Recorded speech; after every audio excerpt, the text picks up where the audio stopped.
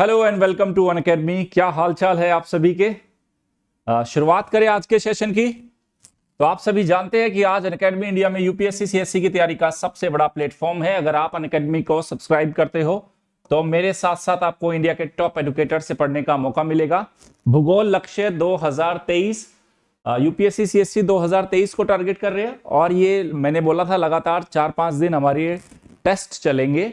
तो आज का जो टेस्ट है वो क्लाइमेटोलॉजी पे है और बड़े ही उम्दा और बहुत ही प्यारे और शानदार क्वेश्चन है। आप क्वेश्चन लगाओगे ना, आपको मजा आ जाएगा और हर क्वेश्चन के अंदर कोई ना कोई कंसेप्ट है।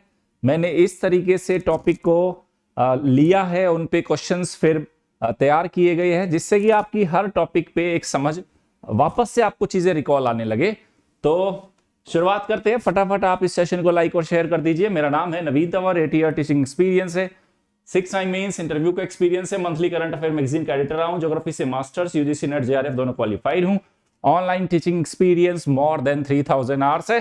तो ये मेरा टेलीग्राम चैनल है unacademy_नवीन तंवर। इसी पे सभी क्लासेस के पीडीएफ, आने वाली क्लासेस के नोटिफिकेशन, सब्सक्रिप्शन लेना है उससे पहले कोई डाउट है, मुझसे बातचीत करना चाहते हैं या कुछ भी है, आप एडमिशन से पहले इधर मुझे मैसेज छोड़ सकते हैं। उसके साथ ही अनअकैडमी ऐप पर कम्युनिटी फीचर्स के जरिए आप मुझसे कम्युनिकेट कर सकते हैं। ये अनअकैडमी सब्सक्रिप्शन अगर लेने जा रहे हो तो आपको पता है या तो आप जनरल स्टडीज का सब्सक्रिप्शन ले सकते हो या ऑप्शनल का, या ऑप्शनल और जनरल स्टडीज दोनों का, जिसे हम कॉम्बो बोलते हैं। और ये जो आपके जनरल स्टडीज और कॉम्बो के सब्सक्रिप्शन दो तरह के हैं, एक प्लस है और दूसरा आइकॉनिक। आइकॉनिक में आपको ये पता है बेटा, कुछ एक्स्ट्रा फीचर्स है, आपको अलग से मेंटोर मिलता है, बुक्स मिलती है, जबरदस्त टेस्ट सीरीज है, तो आपके साथ एक ताकत जुड़ जाती है आइकॉनिक में। तो अगर आप सिर्फ जनरल स्टडीज का सब्सक्रिप्शन लेना चाहते हैं तो दो विकल्प है, एक प्लस है एक आइकॉनिक।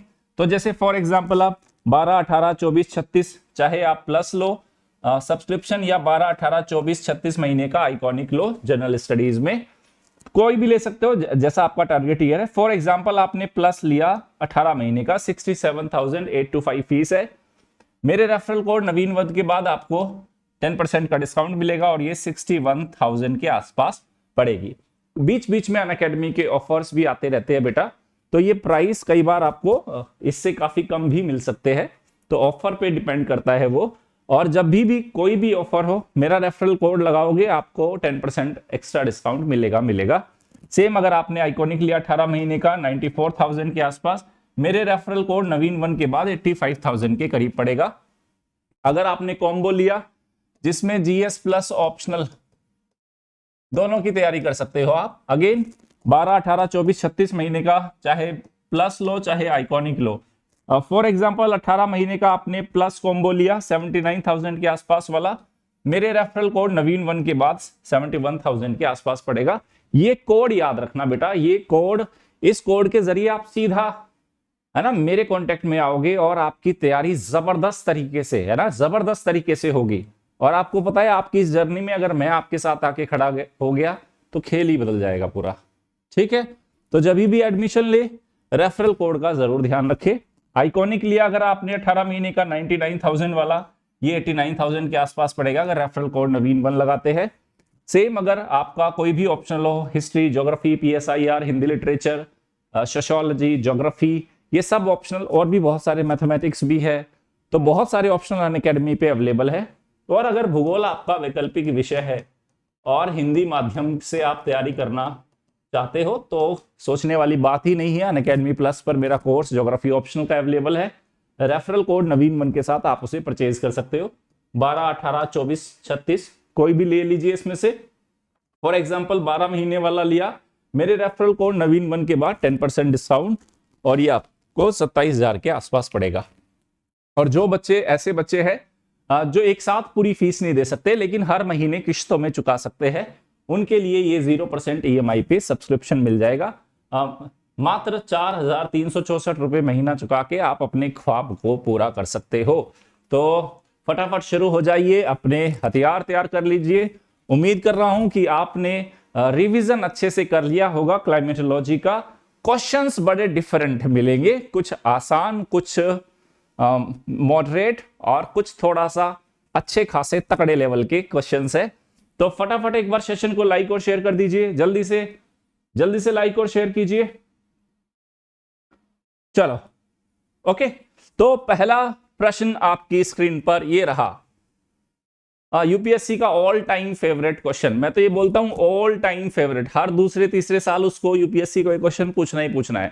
पहला प्रश्न है, निम्नलिखित पर विचार कीजिए। हम भी विचार कर लेते हैं। कंसीडर द फॉलोइंग स्टेटमेंट, प्रबल पवने, दीर्घ शीत रात्रियां, मेघमय आकाश और शीत शुष्क वायु।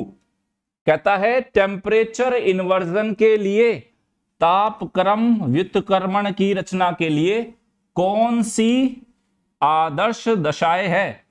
1 2 3, 3 और 4, 1 2 4, केवल 2 और 4।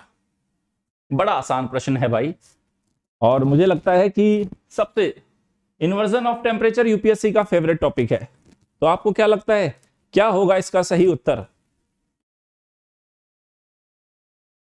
कई बार पढ़ाया है बरखुद्दार मैंने क्लास के अंदर, इसको ऐसे नहीं चलेगा। जवाब दो।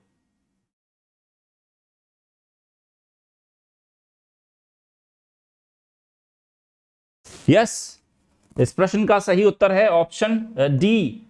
ओके, यानी कि 2 और 4, दीर्घकालिक रात्रि होनी चाहिए, शुष्क और शीत शुष्क वायु ये चलेगा, प्रबल पवने नहीं चलेगी, और उसके साथ मेघ में आकाश नहीं चलेगा। 1 और 4। और आप मेरे इन्वर्जन ऑफ टेम्परेचर वाला टॉपिक पढ़ना बेटा, पन्ना पलटना, आपको इस सारे कंसेप्ट मैंने बड़े अच्छे से सिखाए हैं। इसलिए मैं बोलता हूं रिवीजन जरूरी है और प्रैक्टिस उससे भी ज्यादा जरूरी है। दूसरा प्रश्न है, शीतोष्ण चक्रवात टेम्परेट साइक्लोन निम्नलिखित में से किसके द्वारा अभिलक्षित होते हैं? क्या विशेषताएं हैं आपके टेम्परेट साइक्लोन्स की? वाताग्र, अपसारी पवने, शुष्क पवन, उष्ण पवन।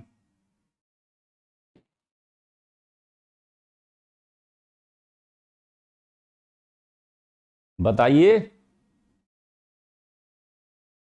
किसके द्वारा, क्या अभिलक्षण है?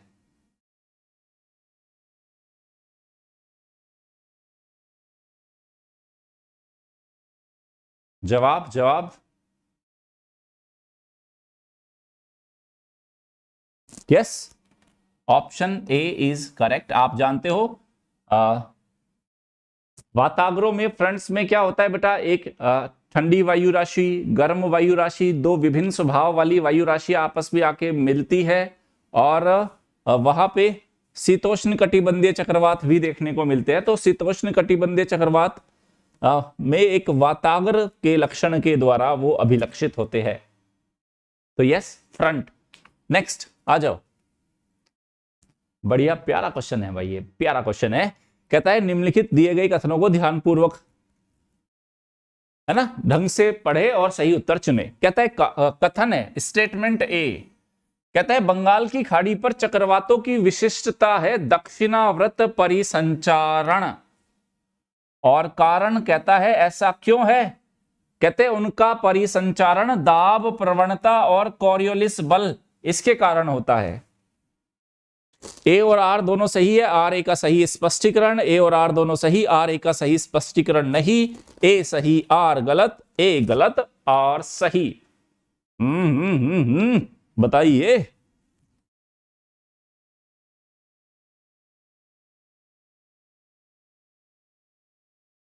बताओ।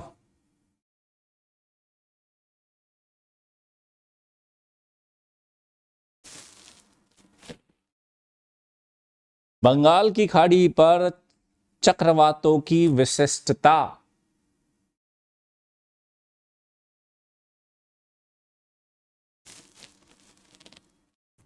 और इस प्रश्न का सही उत्तर है ऑप्शन डी। यस, ए गलत है, आर सही है। ए गलत कैसे बेटा? उत्तरी गोलार्ध में है, उत्तरी गोलार्ध में चक्रवातों की डायरेक्शन क्या होती है? Anti clockwise. दक्षिणावर्त का मतलब है क्लॉकवाइज, तो रॉन्ग हो गया पहले वाला। सिर्फ डायरेक्शन के बेस पे हमें लोकेशन देखी कि नॉर्दर्न हेमिस्फीयर की है, सदर्न हेमिस्फीयर की है, फिर उधर हमने देखा चक्रवात का जो परिसंचरण क्या है, क्लॉकवाइज एंटी क्लॉकवाइज। तो आप देख सकते हैं, तो ये तो रॉन्ग हो गया। अब ये हम जानते हैं दाब प्रवणता बल और कोरियोलिस बल, इनकी जरूरत होती है। तो यस, क्या करें, पढ़ोगे नहीं तो वैसे ही गोलमाल है भाई, सब गोलमाल है। आ जाओ, निम्नलिखित कथनों पर विचार करें। पहला, चक्रवातों तथा प्रति चक्रवातों, साइक्लोन एंटी साइक्लोन द्वारा पछुआ पवनों की सामान्य विशेषताएं परिवर्तित हो जाती है। चलो, मध्य अक्षांशों में पछुआ पवने सर्वाधिक प्रभावी पवन तंत्र है मिड लैटिट्यूड्स के अंदर। दक्षिणी गोलार्ध में पछुआ पवने अधिक तीक्ष्ण है। बेटा ज्योग्राफी के क्वेश्चन आएंगे तो मेरी क्लास से ही, ठीक है। मैं भी थोड़ा सा ज्यादा जिद्दी हूं। ज्योग्राफी एनवायरनमेंट क्वेश्चन तो मेरी क्लास से ही लगेगा, ठीक है। पढ़ो बस, आप मेरे साथ प्रैक्टिस करते रहना बस, है ना, प्रैक्टिस करते रहो। बताओ ये क्या है, क्या कहना चाहता है ये, कौन सा कथन सही है? एक और दो, केवल दो, एक और तीन, एक दो तीन।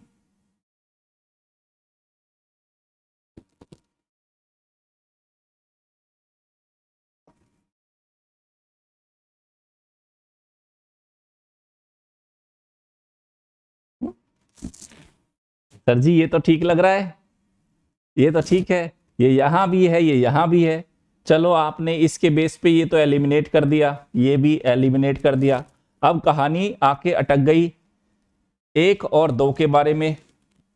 दो यानी कि दोनों में एक कॉमन है एक, ये लो, दोनों में एक कॉमन क्या है, एक।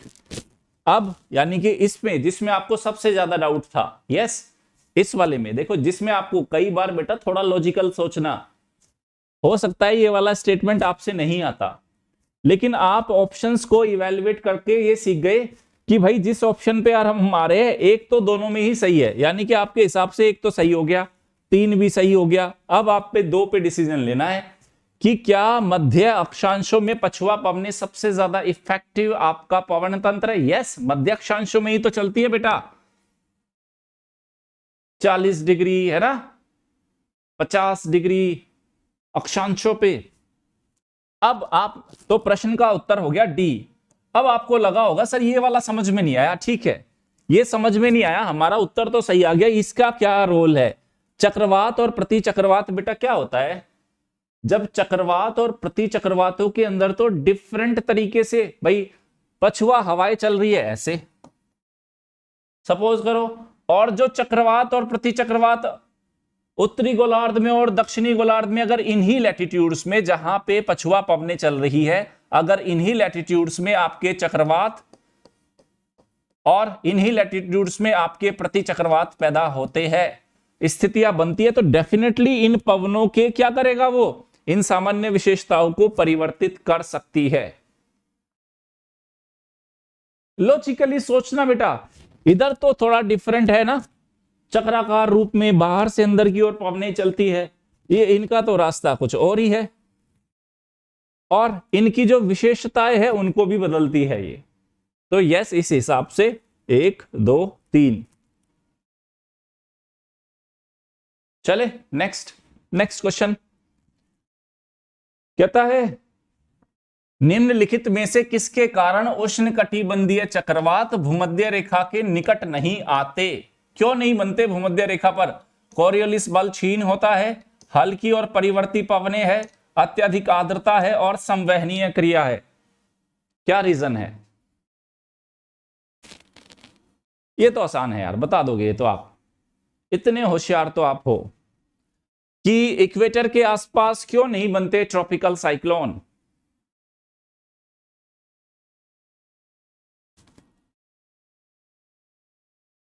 अनडाउटेडली ऑप्शन ए, कोरियोलिस बल ऑलमोस्ट नगण्य होता है, इसलिए नहीं बन पाते। आ जाओ ये वाला पढ़ो। एक है कथन ए, दूसरा है कारण, और उसके बाद आपको बताना है कि क्या सही है। कहता है जो पक्षाभ मेघ है उनमें मुख्यतः हिम के कण, है ना, हिम के कण अंतर्विष्ट होते हैं। कारण कहता है ऐसा क्यों होता है, पक्षाभ मेघ बहुत अधिक तुंगता, एल्टीट्यूड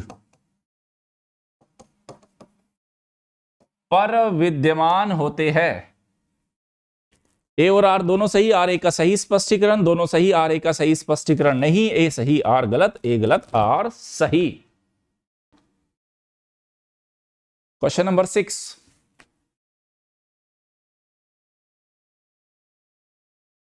याद करो, low cloud, mid cloud, high cloud सब पढ़ाया मैंने।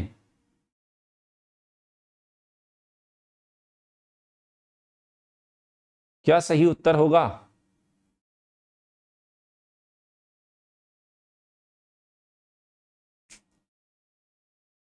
Question number 6, yes, option A. काफी हाइट पे मिलते हैं बेटा, उनके अंदर आइस क्रिस्टल्स होते हैं।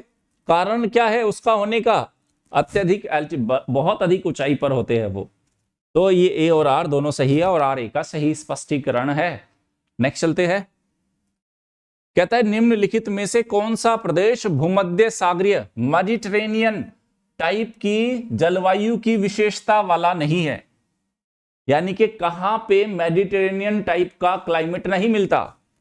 दक्षिण अफ्रीका, दक्षिणी पश्चिमी ऑस्ट्रेलिया, दक्षिणी पश्चिमी संयुक्त राज्य अमेरिका और उत्तर पश्चिमी यूरोप। ये अच्छा क्वेश्चन है, लोकेशन वाला क्वेश्चन है, आसान भी है।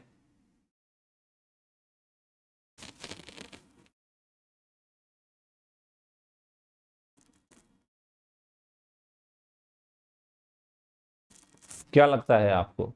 प्रॉपर मैपिंग, मेडिटेरेनियन टाइप का क्लाइमेट मैंने पढ़ाया है भाई, climatic regions of the world, और मैंने साफ साफ बताइए कहां मिलती है। यस, ये ऑप्शन इज डी, उत्तर पश्चिमी यूरोप में नहीं मिलती, यहां पे भी है ना, यहां मिलती है, इधर मिलती है, इधर मिलती है, इधर मिलती है, इधर नहीं मिलती। तो ऑप्शन इज डी। आहा, कितना बढ़िया क्वेश्चन है भाई, वाह वाह भाई वाह, मजा आ गया। कहता है वायुमंडल में तापक्रम के रुद्धोष्म परिवर्तन, एडियाबैटिक चेंज, किस कारण होता है? संवहन और अभिवहन, कन्वेक्शन एंड एडवेक्शन, कंडेंसेशन की गुप्त ऊष्मा, वायु का प्रसार और संपीड़न, वायुमंडल द्वारा सौर विकिरण का आंशिक अवशोषण। बताओ।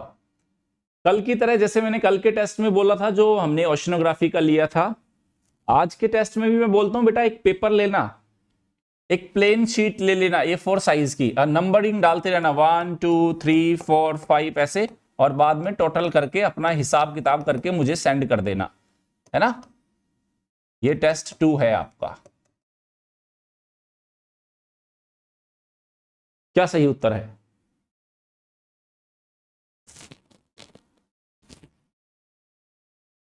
Adiabatic, yes, undoubtedly option C. पढ़ना बेटा। अब उतना डिटेल्ड में तो यहां नहीं पढ़ा सकता, लेकिन आप मेरे लेक्चर्स देखोगे, है ना, वो सिर्फ एक्सपेंशन से और एक्सपेंशन से और कंप्रेशन से ये चेंज होता है। तो तापक्रम के रुद्धोष्म परिवर्तन इस कारण से होता है, वायु का प्रसार और संपीड़न। नेक्स्ट क्वेश्चन, ये भी अच्छा क्वेश्चन है यार। निम्नलिखित में से कौन सा एक वायुमंडलीय संचरण, एटमॉस्फेरिक सर्कुलेशन में एक आवश्यक बल प्रदान करता है, फोर्स प्रोवाइड कराता है? ए, उष्ण कटिबंधीय अक्षांशों का अधिक जीवीय साहचर्य और ध्रुवीय अक्षांशों का अल्प जीवीय साहचर्य। उष्ण कटिबंधीय अक्षांशों पर अधिक सूर्यताप और ध्रुवीय अक्षांशों पर अल्प सूर्यताप के बीच में ऊर्जा अंतर, निम्न अक्षांशों पर अधिक घूर्णन गति और उच्च अक्षांशों पर कम घूर्णन गति, पृथ्वी का विषुवतीय अर्धव्यास ध्रुवीय अर्धव्यास की तुलना में ज्यादा लंबा है। तो कहता है कि पृथ्वी के ऊपर जो एटमॉस्फेरिक सर्कुलेशन है इसको फोर्स कौन दे रहा है?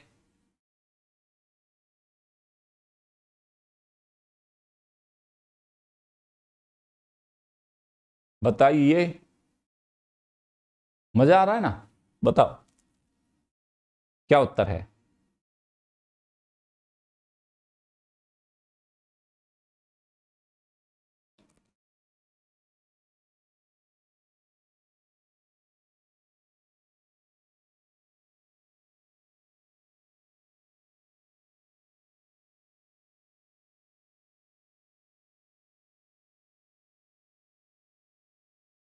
बेटा आपको याद है पवन संचरण किस वजह से हो रहा था? वायुमंडल में संचरण क्या था बेटा? Temperature difference. उसके बाद आपका उससे प्रेशर डिफरेंस, और फिर आपका ग्रेडियंट फोर्स काम कर रहा था। ग्रेडियंट फोर्स विषुवत रेखा पर ज्यादा सूर्यताप की प्राप्ति है, यह सरप्लस वाला क्षेत्र है, और यहां पे सूर्यताप कम है, डेफिसिट। तो उस वजह से आपका क्या हो रहा है बेटा? Atmospheric circulation. यूपीएससी ऐसे ही सिंपल से क्वेश्चन पूछेगा, लेकिन उनके अंदर कंसेप्ट बेटा गहरा है, वो आपको लैंग्वेज में ट्रैप करता है। यूपीएससी की जो खास विशेषता है बेटा, यूपीएससी की जो खास विशेषता है वो आपको ऑलवेज लैंग्वेज में ट्रैप करता है। लैंग्वेज, और लैंग्वेज में वो बच्चा ट्रैप होता है जिसका अंडरस्टैंडिंग लेवल पुअर है, अंडरस्टैंडिंग सरफेशियल है ना, पुअर है, उसको प्रॉब्लम होती है बेटा। अदरवाइज कोई दिक्कत नहीं है। इसलिए मैं बोलता हूं जिस बच्चे का कंसेप्ट क्लियर है, ज्योग्राफी एनवायरनमेंट, उसका कुछ नहीं बिगड़ने वाला। इस 50% तो बेटा इधर से ही सिलेक्शन आएगा, आप कितना ही पढ़ लेना बाकी सब्जेक्ट। इधर एक्यूरेसी रेट सबसे ज्यादा है ज्योग्राफी में और एनवायरनमेंट में, सबसे ज्यादा एक्यूरेसी किसी भी सब्जेक्ट की तुलना में। सिलेबस छोटा है, कंसेप्चुअल ज्यादा है, लेकिन कंसेप्ट वाले पार्ट पे तो मैंने इस बार आपको कहीं कोई कमी छोड़ी नहीं। पूरा फोर्स लगा के, है ना, मैंने भी इस बार पूरा फोर्स लगा के आपको पढ़ाया है। एक तरफा रिजल्ट आना चाहिए इस बार हिंदी माध्यम का, एक तरफा, लगे कि ये भीड़ कहां से आ गई इस बार। और मुझे अच्छा लगेगा अगर उसमें मेरा थोड़ा सा कंट्रीब्यूशन भी होगा, तो थोड़ा सा यार फिर रिवीजन करते रहो बस बच्चा, है ना। कहता है निम्नलिखित कथनों पर विचार कीजिए और बताइए कौन सा सही है। कौन कथन सही है? शीत ऋतु में जेट प्रवाह सर्वाधिक विकसित होता है। जेट प्रवाह प्रायः दोलन विकसित करते हैं। जेट प्रवाह हमारे धरातलीय मौसम को अत्यधिक प्रभावित करते हैं। उपरोक्त सभी जेट स्ट्रीम के बारे में सही है।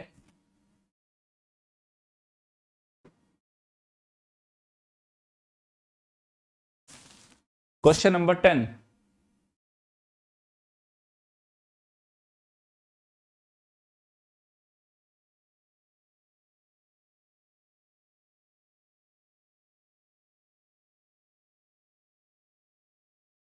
सोचो, समझो और जवाब दो। यस, ऑप्शन डी सब सही है बेटा। मौसम को प्रभावित करते हैं, दोलन विकसित होता है, और सर्वाधिक शीतकाल में मैंने बोला था ना ज्यादा स्ट्रांग होता है, ग्रीष्म काल में थोड़ा वीक हो जाता है। तो yes, all statement are correct. ये बहुत अच्छा क्वेश्चन है भाई, बेसिक है बिल्कुल।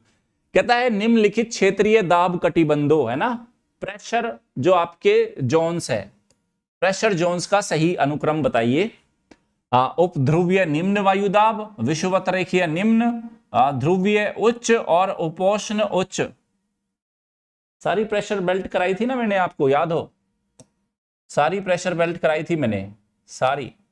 तो बस आपको यही बताना है सही ऑर्डर क्या है।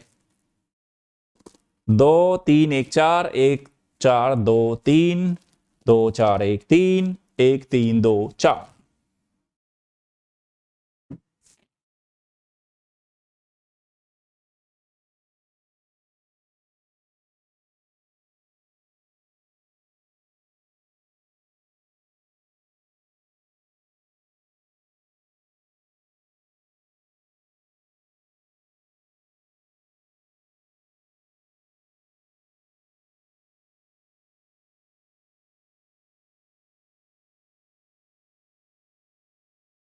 क्वेश्चन नंबर 11, देखो बेटा, सबसे यहां पे इक्वेटोरियल लो प्रेशर था इधर, इसके बाद है ना उपोष्ण कटिबंधीय हाई प्रेशर था,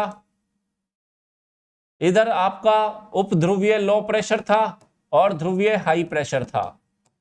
तो इधर से चलो, सबसे पहले विषुवत रेखा वाला 2, विषुवत रेखा वाले के बाद उपोष्ण कटिबंधीय उच्च दाब, उसके बाद उपध्रुवीय निम्न दाब और सबसे ऊपर है ध्रुव। तो 2 4 1 3, 2 4 1 3 कहां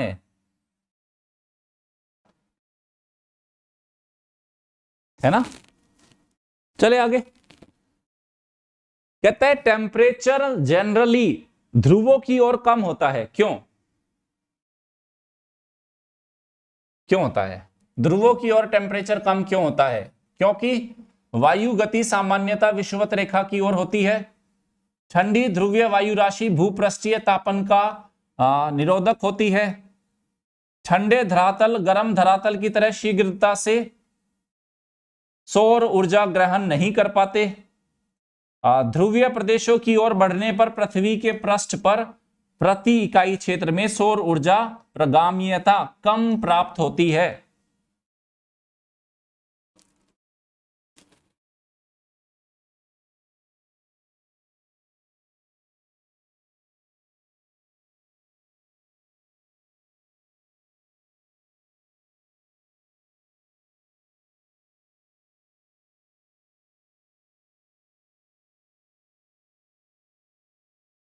क्या हुआ?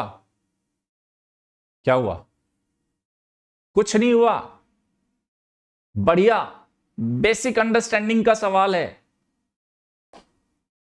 घबराओ मत, कुछ नहीं हुआ, कुछ नहीं हुआ। फोकस ऑन योर स्टडी, याद करो कंसेप्ट क्या बताया था मैंने।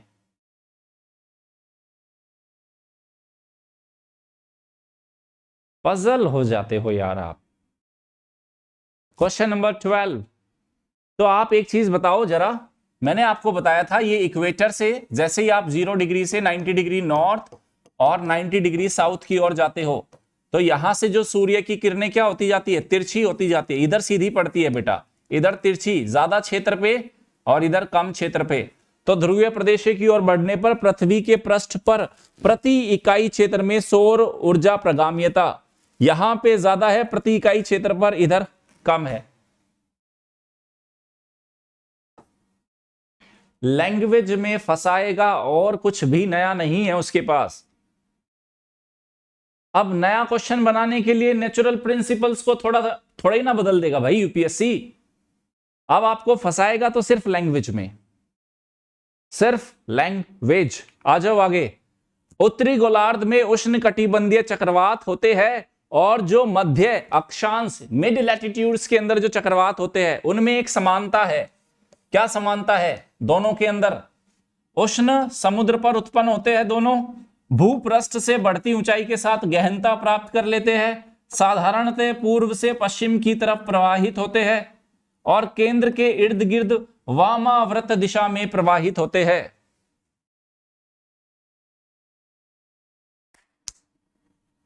बताओ। क्वेश्चन नंबर 13,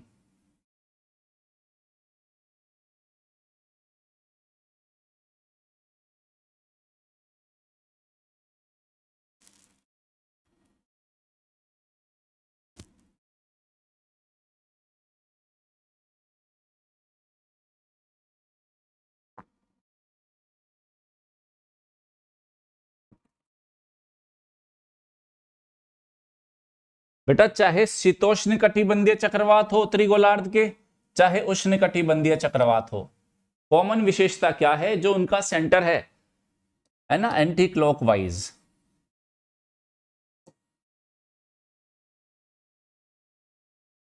तो केंद्र के इर्द गिर्द आपके एंटी क्लॉकवाइज दिशा में प्रवाहित होते हैं। Direction based again. अब क्या कर सकते हैं? अपना रिपोर्ट कार्ड जरूर भेजना मुझे टेलीग्राम पे, क्या पोजीशन चल रही है। ओके, ईमानदारी से। कथन है एक, कहता है ध्रुवीय क्षेत्रों में उच्च वायुमंडलीय दाब पाया जाता है। ध्रुवीय क्षेत्र है ना, पोलर रीजन में कहता है हाई एयर प्रेशर है। कारण कहता है इन क्षेत्रों में वर्ष भर न्यूनतम सूर्य प्रकाश मिलता है। कथन और कारण दोनों सही, आर ए की सही व्याख्या। ए और आर दोनों सही, सही व्याख्या आर ए की सही व्याख्या नहीं है। ए सही, आर गलत, ए गलत, आर सही। क्वेश्चन नंबर 14,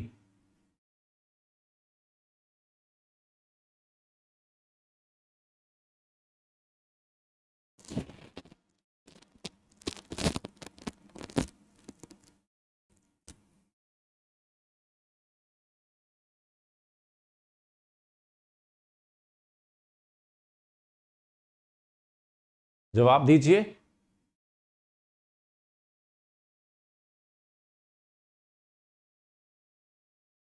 फोर्टीन का ए। यस, क्यों होता है बेटा हाई प्रेशर मिलता है? हमें पता है सूर्य ताप की या सूर्य प्रकाश की कम प्राप्ति होती है, तो टेम्परेचर लो रहता है उसका।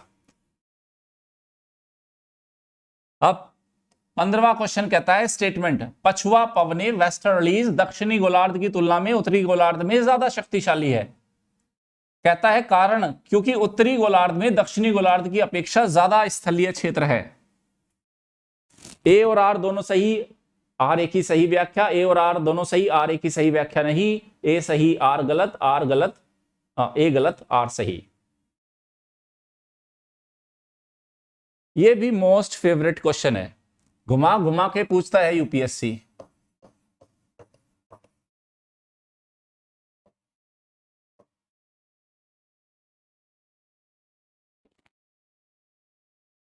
पंद्रह, सीधी सी बात है बेटा, ऑप्शन डी होगा, क्योंकि पहला स्टेटमेंट रॉन्ग है। कहता है पछुआ पवने दक्षिणी गोलार्ध में ज्यादा, दक्षिणी गोलार्ध की तुलना में उत्तरी गोलार्ध में ज्यादा स्ट्रांग होती है। नहीं, दक्षिणी गोलार्ध में 40 डिग्री पर, 50 डिग्री अक्षांशों पे और 60 डिग्री दक्षिणी अक्षांशों पे अलग अलग नामों से बहुत ज्यादा तीक्ष्ण है दक्षिणी गोलार्ध में। तो ये रॉन्ग हो गया, ए गलत है। ए गलत कहां है इसमें? आर तो सही है बिल्कुल, कि उत्तरी गोलार्ध में ज्यादा स्थलीय भाग है, दक्षिणी गोलार्ध में कम स्थलीय भाग है। नेक्स्ट कथन कहता है वार्षिक ताप परिसर एनुअल टेम्परेचर रेंज स्थल क्षेत्रों के ऊपर ज्यादा होता है। कारण स्थल क्षेत्र जल निकायों की अपेक्षा शीघ्र गर्म और शीघ्र ठंडे हो जाते हैं।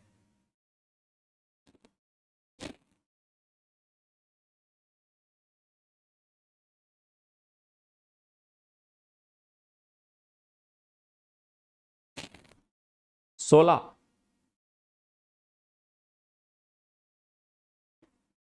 एनुअल टेम्परेचर रेंज क्या होता है?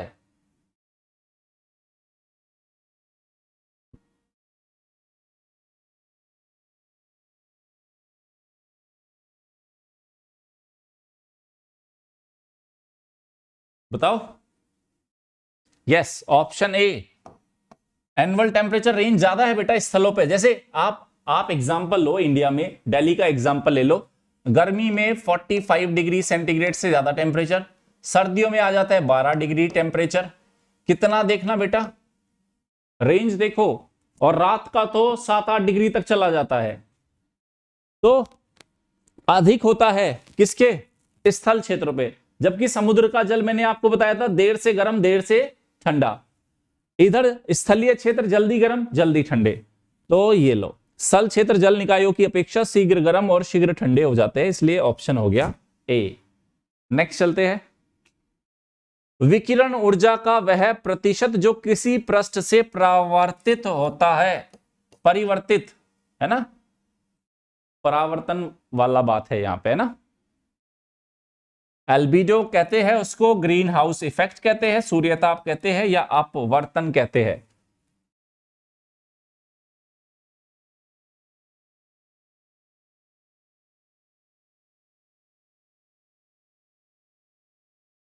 परावर्तन है बेटा वो, परिवर्तित परावर्तन, ठीक है, ये वाला। यूपीएससी की ही लैंग्वेज ली है बेटा, यूपीएससी ने ही पूछा है ये क्वेश्चन, उसी का लैंग्वेज लिखा है मैंने, इसलिए कई बार अंग्रेजी वाला वर्जन पढ़ लेना, है ना। अंग्रेजी वाला वर्जन पढ़ लेना, आपको थोड़ा क्लैरिटी मिल जाएगी। यस डेफिनेटली सी बात है, एल्बिडो। ओके, जो वह प्रतिशत जो वापस चला जाता है। कितना है एल्बिडो, कौन बताएगा मुझे एल्बिडो कितना है? अर्थ का एल्बिडो कितना है? अर्थ एल्बिडो कितना है? कोई बच्चा बताएगा कितना है एल्बिडो, कितना है?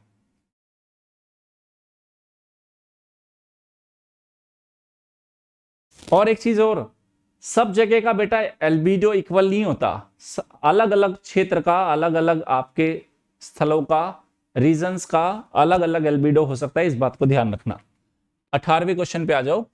निम्नलिखित कथनों पर विचार कीजिए। उच्च अक्षांशों में, हाई लैटिट्यूड्स में पश्चिमी तटीय प्रदेशों की तुलना में पूर्वी तटीय प्रदेश अधिक आर्द्र होते हैं। और मैंने आपको बताया था जब भी ऐसे क्वेश्चन आए बेटा डायग्राम बना लेना, किसी भी एक कॉन्टिनेंट का या दो कॉन्टिनेंट का, और उसके ऊपर लैटिट्यूड्स ड्रॉ कर लेना और फिर उस क्वेश्चन को इवैल्यूएट करना, स्टेटमेंट को। उच्च अक्षांशों में पश्चिमी तटीय प्रदेशों की तुलना में पूर्वी तटीय प्रदेश ज्यादा आर्द्र होते हैं। कहता है पवन अभिमुख ढाल पर प्रचुर वर्षण होता है, लेकिन पवन विमुख ढाल या प्रति पवन अभिमुख ढाल, पवन विमुख है या प्रति पवन अभिमुख, बात सेम ही है, ढलानों पर विरल वर्षण होता है। उपोष्ण प्रदेशों में पूर्वी तटीय प्रदेशों की तुलना में पश्चिमी तटीय प्रदेश ज्यादा आर्द्र होते हैं, और मध्य अक्षांशों में अत्यधिक मात्रा में वर्षण होता है। कौन सा स्टेटमेंट सही है? 1 2 3, केवल 2, 2 व 4, 3 व 4, बताओ। बढ़िया क्वेश्चन है भाई, बहुत ही प्यारा, बहुत ही उम्दा, 3-4 कंसेप्ट को एक ही क्वेश्चन के अंदर डाला गया है इसमें।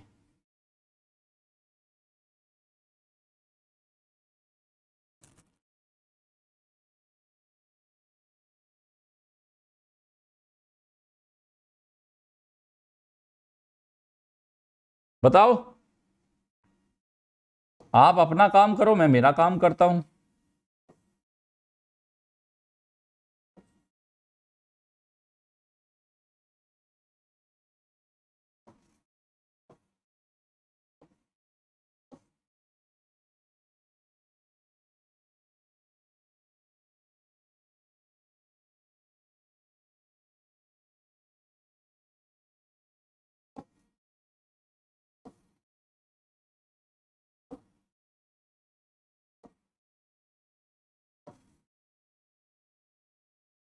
क्या सही उत्तर लग रहा है आपको?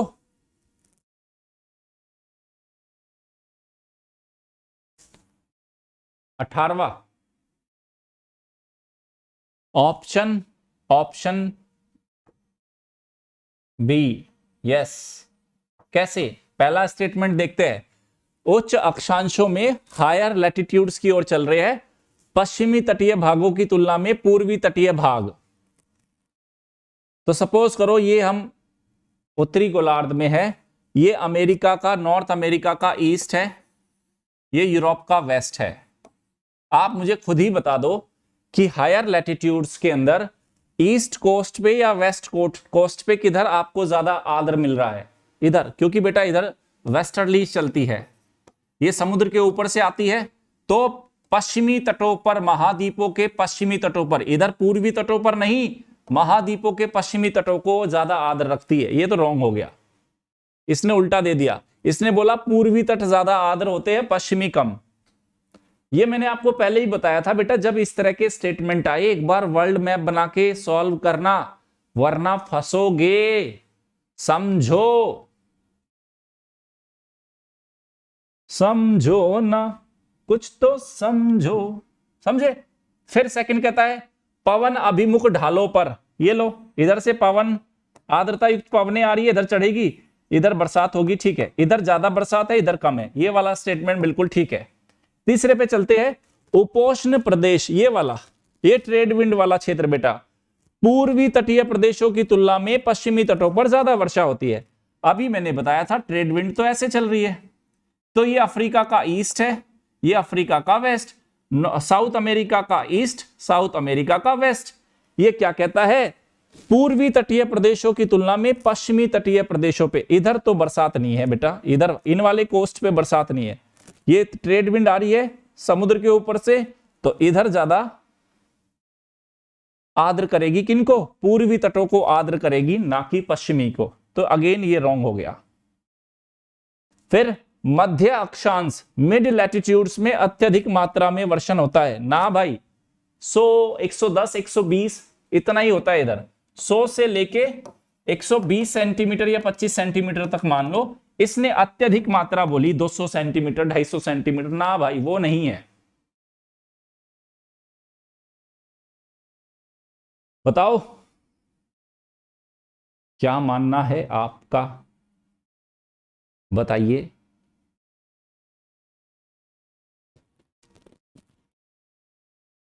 चले यहां से आगे, डायग्राम बना लेना बेटा, तभी आप सोच पाओगे चीजों को अच्छे से। वर्षा के संबंध में दी गई जो प्रक्रियाएं है, सही क्रम बताइए। हर क्वेश्चन देखो, मैंने जितने भी क्वेश्चन लिए हैं ना बेटा, हर क्वेश्चन, एवरी क्वेश्चन अपने आप में एक टॉपिक है। तो क्लाइमेटोलॉजी में जितने भी टॉपिक है, सारे टॉपिक मैंने अपने लेक्चर से कवर करने की कोशिश की है इधर। ओके, वर्षा के संबंध में जो जौन सी प्रोसेस होती है उसका सही क्रम बताना है। कहता है सबसे पहले ए, कहता है असंतृप्त वायु होती है, फिर संघनन होता है, फिर औसांक और फिर वर्षण।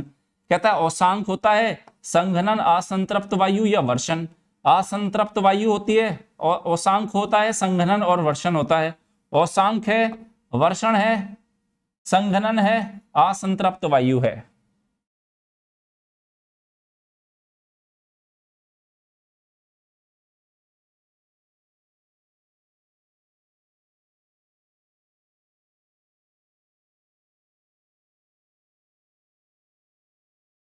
आपको क्या लगता है?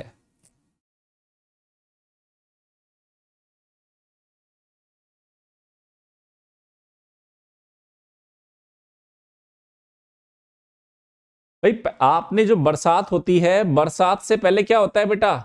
संघनन। और संघनन कब होता है? जब अपनी आपकी जो वायु है वो अपने औसांक बिंदु पर पहुंच जाए। ठीक है, तो सी ऑप्शन हो गया। सी थोड़ा सा अलग है, इस टाइप के क्वेश्चन आ सकते हैं।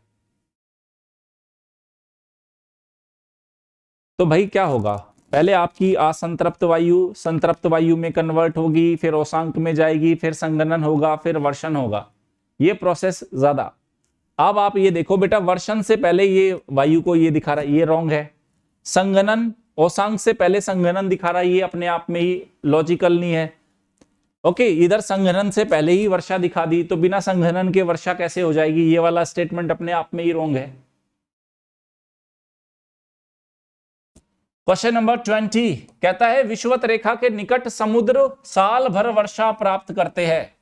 कारण क्या है? विषुवत रेखा के निकट उच्च तापमान और उच्च आर्द्रता दोपहर में संवहनीय वर्षा उत्पन्न करती है।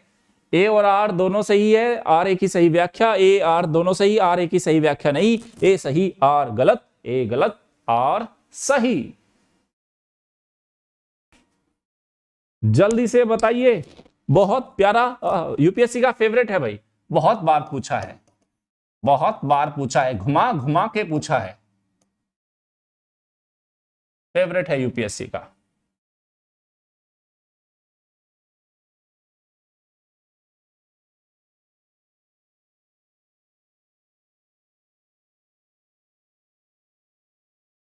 ऑप्शन ए, साल भर वर्षा होती है। यस बेटा, क्यों? क्योंकि डेली आप जानते हो वहां पे टेम्परेचर हाई है, हाई ह्यूमिडिटी है, और तो संवहनीय वर्षा डेली होती है। नेक्स्ट क्वेश्चन है यार, ये क्वेश्चन सबसे प्यारा क्वेश्चन है, पढ़ो। कहता है समुद्री तट पर किसी उष्ण कटिबंधीय चक्रवात ट्रॉपिकल साइक्लोन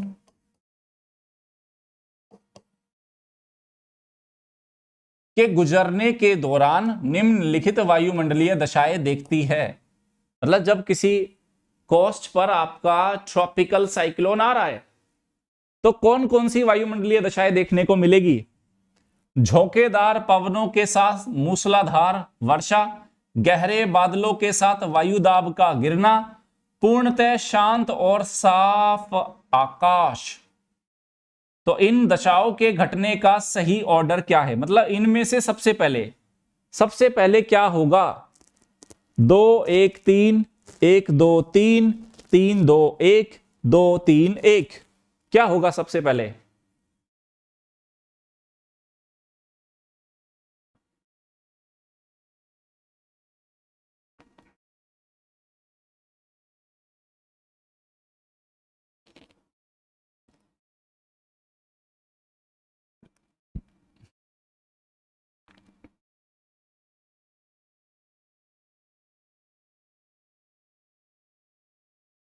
बेटा याद करो, ट्रॉपिकल साइक्लोन सब पढ़ाया था मैंने आपको, पूरा स्ट्रक्चर पढ़ाया था।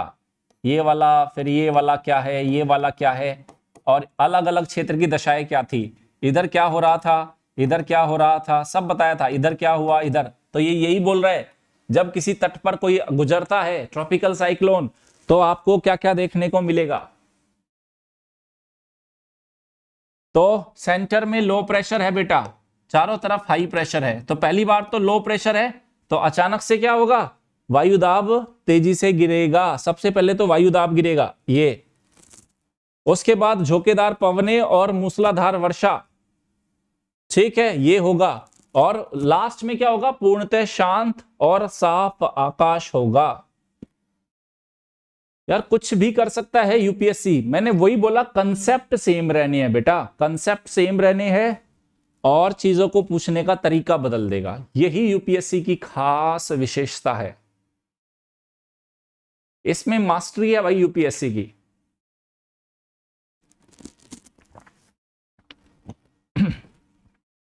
तो ऐसे में मुद्दा ये होता है, आप यूपीएससी के माइंडसेट से कैसे लड़ेंगे? दो ही तरीके हैं बेटा, मैं हमेशा ही बोलता हूं, यूपीएससी को पकड़ने का दो ही तरीका। पहले तो हर सब्जेक्ट के कंसेप्ट को पकड़ना सीखो, कंसेप्ट को पकड़ो।